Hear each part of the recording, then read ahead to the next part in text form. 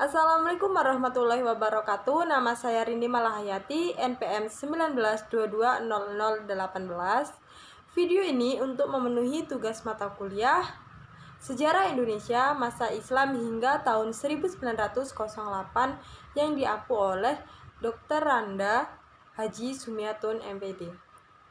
Yang saya akan bahas pertama yaitu mengenai biografi Raffles.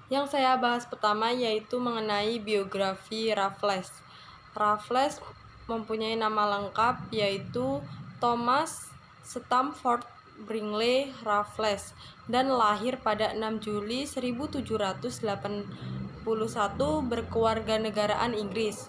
Ia adalah seorang gubernur Hindia Belanda yang terbesar, juga dikatakan sebagai pendiri kota negara Singapura. Ayahnya adalah seorang kapten bernama Benjamin Raffles dan ibunya adalah Anne Lide Linderman. Namun akibat terhimpit krisis ekonomi dan terjerat kasus dalam perdagangan budak di Kepulauan Karibia mengakibatkan ayahnya meninggal saat Raffles berusia 15 tahun. Keberhasilan Raffles di Inggris dalam ekspansinya ini membawa nama Raffles semakin dikenal. Yang tidak kalah pentingnya adalah karir Raffles yang meninggi di usianya yang masih muda. Itu sebabnya kenapa pemerintahan Raffles mempercayakan semua kendali di Nusantara kepadanya. Raffles juga bercerita mengenai keberadaan Candi Penataran yang berlokasi di sebelah utara Blitar, Jawa Timur. Raffles menemukan candi ini pada tahun 1815 bersama orang naturalis dan ahli kedokteran yang berkebangsaan Amerika, yaitu Thomas Walker Horsfield. Kembali ke London pada tahun 1815 karena meninggalnya istrinya pada tanggal 26 November 1814 karena mengidap penyakit malaria, dan dimakamkan di Batavia yang tepatnya sekarang menjadi Museum Prasasti. Di Kebun Raya Bogor juga dibangun monumen peringatan untuk mengenang kematian sang istri. Yang kedua yaitu pemerintahan Inggris di Indonesia. Pada tanggal 18 September 1811, Inggris mulai menguasai di Nusantara dengan menyerahnya Gubernur Jenderal Janses, ditandai dengan adanya kapitulasi Tuntang oleh pihak Inggris diwakili oleh S. Ausmuti dan Janses oleh pihak Belanda. Isi perjanjian tersebut yaitu: yang pertama, seluruh Jawa dan sekitarnya diserahkan kepada Inggris.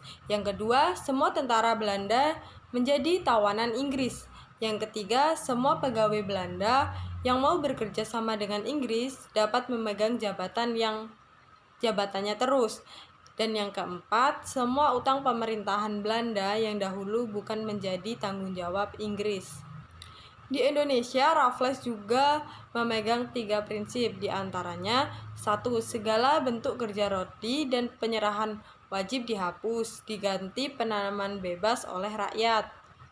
Yang kedua, peranan para bupati sebagai pemungut pajak dihapuskan, dan para bupati dimasukkan sebagai bagian pemerintahan kolonial. Dan yang ketiga, atas dasar pandangan bahwa tanah itu milik pemerintah, maka rakyat penggarap dianggap sebagai penyewa. Pemerintahan Raffles di Indonesia juga cenderung mendapat tanggapan positif dari para raja dan rakyat Indonesia karena hal-hal berikut. Yang pertama, raja-raja dan rakyat Indonesia tidak menyukai pemerintahan Daendels yang sewenang-wenang dan kejam. Yang kedua, ketika masih berkedudukan di Penang, Malaysia, Raffles beberapa kali melakukan misi rahasia di kerajaan-kerajaan yang anti-Belanda di Indonesia, seperti Palembang, Banten, dan Yogyakarta, dengan janji akan diberikan hak-hak yang lebih besar kepada kerajaan-kerajaan tersebut. Dan yang ketiga, sebagai seorang liberalis, Raffles memiliki kepribadian yang simpatik. Ia menjalankan politik murah hati dan sabar walau dalam praktiknya berlainan. Poin yang ketiga yang akan saya bahas yaitu mengenai kebijakan Raffles di Indonesia. Di Indonesia terdapat kebijakan-kebijakan dari Thomas Stamford Raffles, di antaranya ialah sebagai berikut. Di bidang pemerintahan, kebijakan tersebut yaitu yang pertama, menjalin hubungan baik dengan penguasa-penguasa lokal yang anti terhadap Belanda.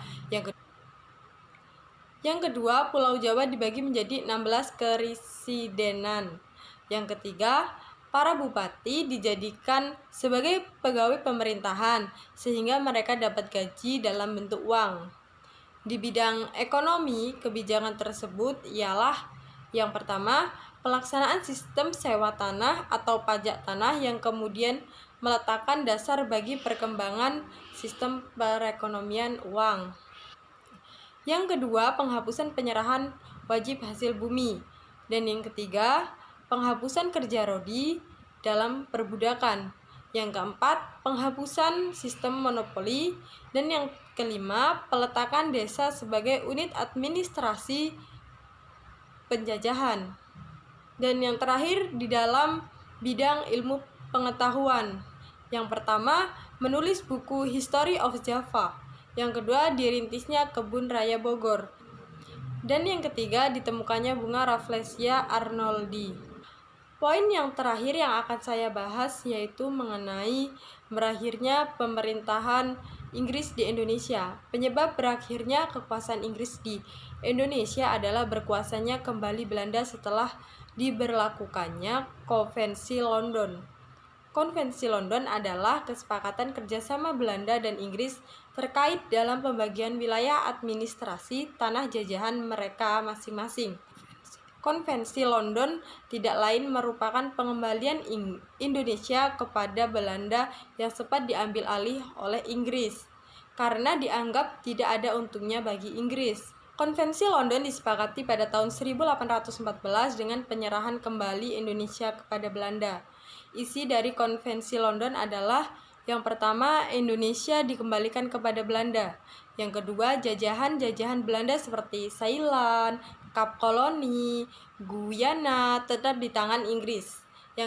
Yang ketiga, di pantai Malabar diambil oleh Inggris dan Bangka diserahkan kepada Belanda sebagai gantinya. Setelah ditandatanganinya Konvensi London, maka Nusantara menjadi di bawah pemerintahan Belanda dengan nama Hindia Belanda. Saat itu yang menjabat sebagai Gubernur Jenderal adalah Van der Capellen. Pada masa Van der Capellen ternyata mendapat banyak sekali tantangan. Penguasa lokal lebih simpatik dengan kebijakannya daripada kebijakan dari Belanda, karena banyak sekali kebijakan yang sudah diubah oleh Inggris, sehingga ketika Belanda kembali datang ke Nusantara, sikap memusuhi dan kecurigaan yang menjadi ada saat Belanda kembali. Baiklah, itu saja yang bisa saya jelaskan.